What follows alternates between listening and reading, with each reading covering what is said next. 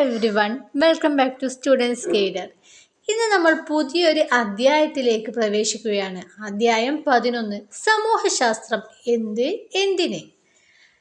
നമ്മൾ ഈ പാഠങ്ങളെല്ലാം എടുത്തു കഴിഞ്ഞതിന് ശേഷം നമ്മൾ ഓരോ അധ്യായത്തിലെയും വിവിധ തരം ക്വസ്റ്റ്യൻ, അതായത് എക്സാമുകൾക്ക് വരുന്ന തരത്തിലുള്ള ക്വസ്റ്റ്യൻ ആൻസറുകൾ ഇടുന്നുണ്ട്. എല്ലാവരും ഇത് കഴിഞ്ഞിട്ട് അത് ശ്രദ്ധിക്കുക, കാരണം SSLC എക്സാമുകൾക്ക് അത് വളരെ ഉപകാരപ്പെടും.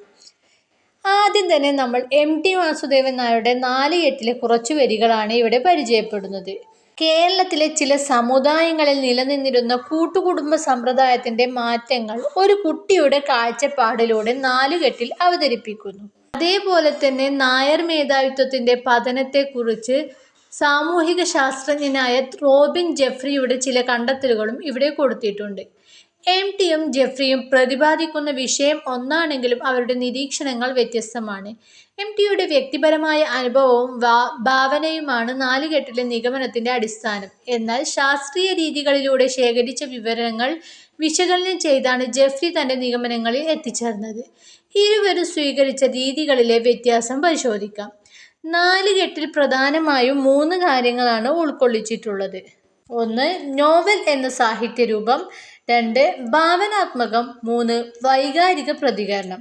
നായർ മേധാവിത്വത്തിന്റെ പതനത്തിൽ അതുപോലെ തന്നെ 3 കാര്യങ്ങൾ തന്നെയാണ് ഉൾക്കൊള്ളിച്ചിട്ടുള്ളത്. 1. ഗവേഷണ പഠനം. 2. വസ്തുനിഷ്ഠ. 3. യുക്തിപരമായ അപഗ്രഥനം. സമൂഹശാസ്ത്രകാരനും സാഹിത്യകാരനും ഒരേ ആശയത്തെ തന്നെ 2 രീതിയിലാണ് അവതരിപ്പിക്കുന്നത്. സർഗരചനയും സമൂഹശാസ്ത്ര പഠനവും തമ്മിലുള്ള വ്യത്യാസങ്ങളെ പരിചയപ്പെടാം. പ്രധാനമായും 3 പോയിന്റുകളാണ് സർഗരചനയിൽ വന്നിട്ടുള്ളത്. 1. ഭാവന അഥവാ ഇമാജിനേഷൻ. സർഗാത്മകത അഥവാ ക്രിയേറ്റിവിറ്റി എന്നിവ ഉപയോഗിച്ച് രചന നടത്തുന്നു. 2. സാമൂഹിക സംഭവങ്ങളെ സൗന്ദര്യാത്മക തലങ്ങളിൽ ആവിഷ്കരിക്കുന്നു. 3. സർഗരചന ആസ്വാദനം ലക്ഷ്യം വയ്ക്കുന്നു.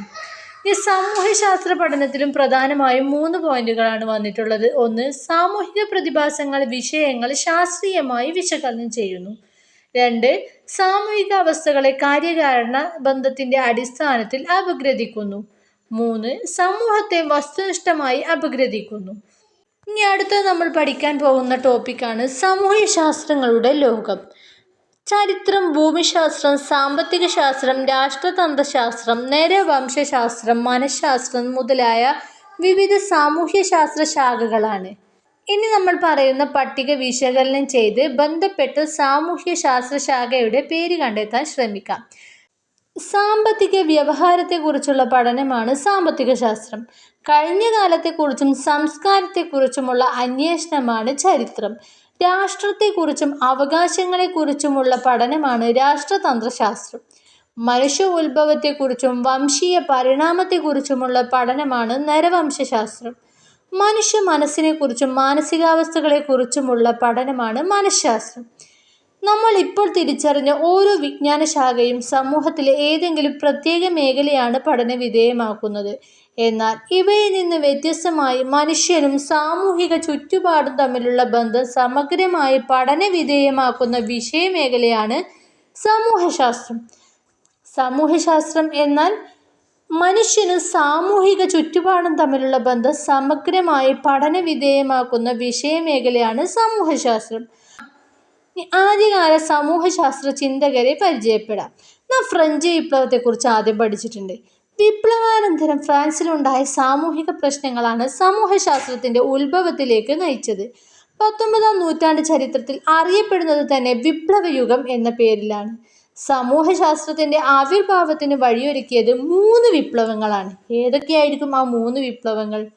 1. ജ്ഞാനോദയം അഥവാ ശാസ്ത്ര വിപ്ലവം. 2. ഫ്രഞ്ച് വിപ്ലവം. 3. വ്യാവസായിക വിപ്ലവം. ഈ വിപ്ലവങ്ങളുടെ പശ്ചാത്തലത്തിൽ പടിഞ്ഞാറൻ യൂറോപ്പിലാണ് സമൂഹശാസ്ത്രം ഉത്ഭവിച്ചത്. ഫ്രഞ്ചുകാരനായ അഗസ്റ്റ് കോംതെ സമൂഹശാസ്ത്രത്തിന്റെ അഥവാ സോഷ്യോളജിയുടെ പിതാവായി കണക്കാക്കുന്നു.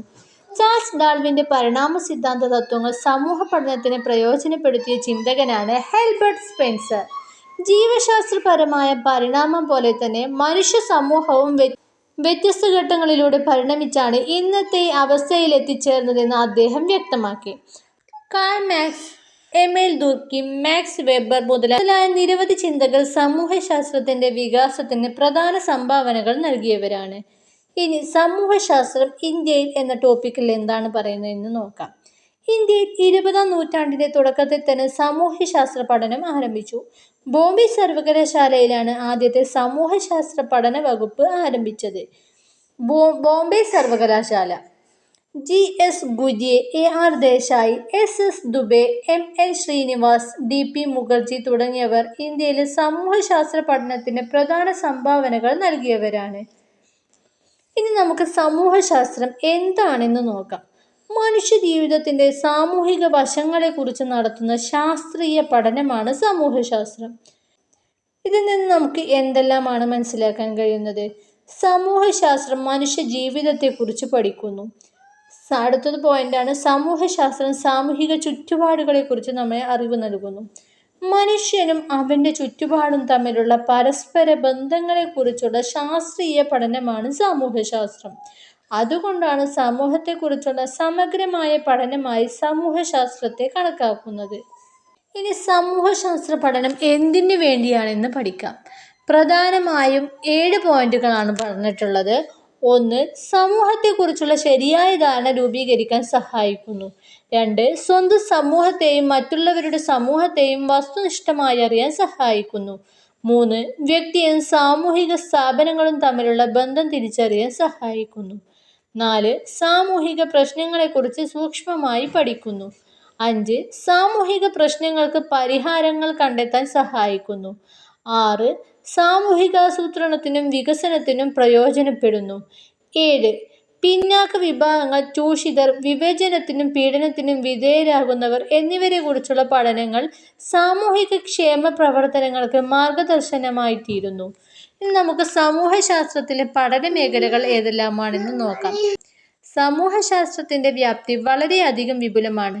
വ്യക്തികളും സംഭവങ്ങളും തമ്മിലുള്ള പരസ്പര ബന്ധത്തിന്റെ വിശകലനത്തിനു മാത്രമല്ല, ദേശീയ പ്രശ്നങ്ങളായ തൊഴിലില്ലായ്മ, ജാതി സംഘർഷം, ഗ്രാമീണരുടെ പ്രശ്നങ്ങൾ, ദാരിദ്ര്യം എന്നിവയെ കേന്ദ്രീകരിച്ചുള്ള പഠനങ്ങളും സമൂഹശാസ്ത്രത്തിന്റെ ഭാഗമാണ്. ഇത്തരത്തിൽ സമൂഹശാസ്ത്രം വിശകലന വിധേയമാകുന്ന പ്രധാന മേഖലകൾ ഇനി നോക്കാം. 1. സാമൂഹിക സ്ഥാപനങ്ങൾ. 2. സാമൂഹിക സംഘങ്ങൾ. 3. സാമൂഹിക ബന്ധങ്ങൾ. 4. സാമൂഹീകരണം. 5. സാമൂഹിക നിയന്ത്രണം. 6. സമുദായങ്ങൾ. 7. സാമൂഹിക മാറ്റം. 8. സാമൂഹിക പ്രശ്നങ്ങൾ. ഇത്തരം ആശയങ്ങളെക്കുറിച്ചുള്ള ശാസ്ത്രീയ അന്വേഷണമാണ് സമൂഹശാസ്ത്രത്തിന്റെ പഠന പരിധിയിൽ വരുന്നത്. അടുത്ത ക്ലാസ്സിൽ നമുക്ക് സമൂഹശാസ്ത്രത്തിലെ പഠന രീതികളെക്കുറിച്ചെല്ലാം പരിചയപ്പെടാം. അതുവരേക്കും ബൈ.